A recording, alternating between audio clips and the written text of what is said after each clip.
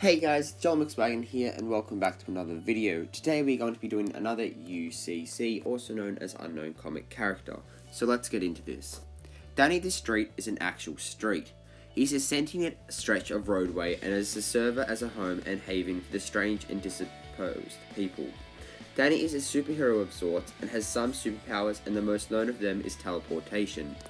Danny is able to teleport anywhere and put himself into the city and not cause any damage or disturbance. Roads and buildings make room for him if he teleports somewhere. Danny mostly teleports at night so no one is watching him. Danny travels throughout the world and sometimes even beyond that, looking for people that need shelter and friendship. It is possible to on the way to work somewhere and then just find yourself walking down Danny's unfamiliar street. Danny has a flamboyant personality. Most streets are genderless, but Danny is a male. Danny is a crossdresser and his sidewalks have a masculine shops such as gun shops and sporting goods, but there are other shops as well. The shops are decorated with frilly pink curtains and lace. Crossdresser is used here in the terms that if streets could be a crossdresser, Danny the Street is one. Danny cannot speak like we speak, but he talks to his residents through signs in windows and typewritten messages and letters that are formed out of manhole vapors or broken glass shards. He speaks English through in these signs mixed with Polari, which is a slang that is spoken among British subcultures, including homosexual people.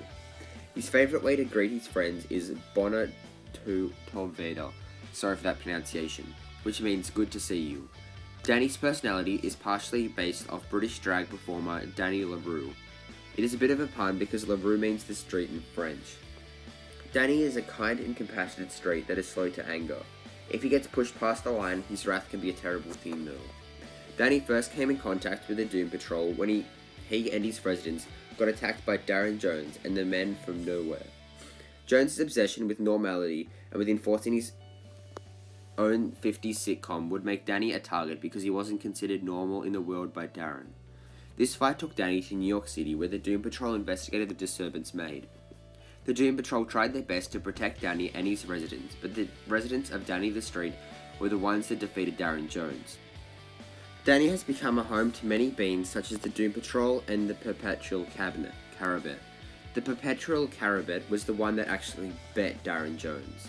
Danny has also housed Flex Mantelo and protected him during a mental breakdown after he had his first and only failure.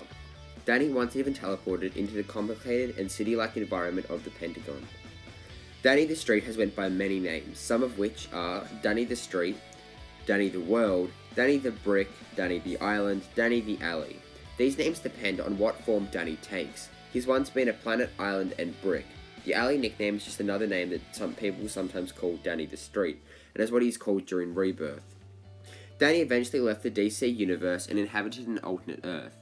Danny pledged to protect and nurture the needy in all the dimensions, and became Danny the World.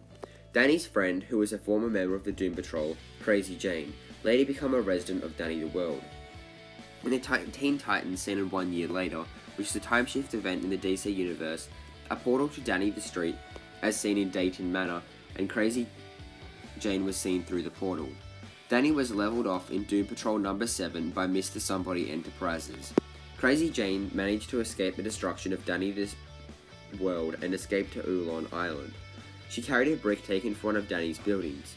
This brick now carried all of Danny's sentience, and made the character turn into Danny the Brick. Danny appeared in the New 52's Teen Titans comics. In issues 3 and 4, he also appeared in Superboy number 7. Danny became a full member of the Teen Titans in Teen Titans number 7. As a teenager, Danny did spying work for Red Robin as a street. During the Culling crossover event, Danny was presumed as dead by the group. They later found out that he wasn't dead and is on a mysterious island with the team in Teen Titans number 10. He then later dies during the time when the rest of the group returned to civilization.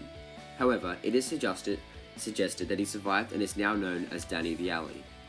Danny appears in DC Rebirth in Jared's Way iteration of the Doom Patrol.